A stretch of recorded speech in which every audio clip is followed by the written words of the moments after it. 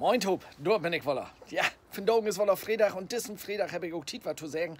Letzten Freitag wird das einfach zu knapp. Die ha auch da die Stunden haben können und das ha immer noch nicht regt.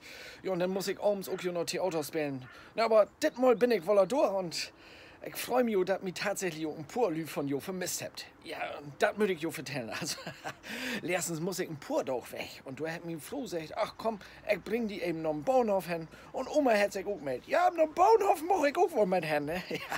Und dann auf dem Bauernhof, da sagt mir Flo zu mir, hast du nen legit Foto von die? Also, ich hab gar kein aktuelles Foto mehr. Ich so, ja gut, ich hab wohl in eine Briefmap, aber da bin ich jo splitter-knocked ab. Ne, da bin ich jo in der Sauna. Da kann ich die nicht geben.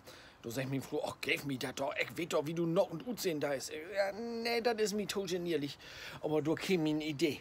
Du hab ich das Foto genommen, hab da zwei Regen in der Mitte und hab mir Flo die boberste Hälfte gegeben, wo das Gesicht ob wir. Mein Flo, der kickt das Foto an und sagt, ja, das ist ganz schmuck gut, das nehm ich. Und du meldet Oma sich und sagt, ja, das sind die mal wolle nicht, ne? Also, den Flo kriegt ein Foto und ich wolle nicht.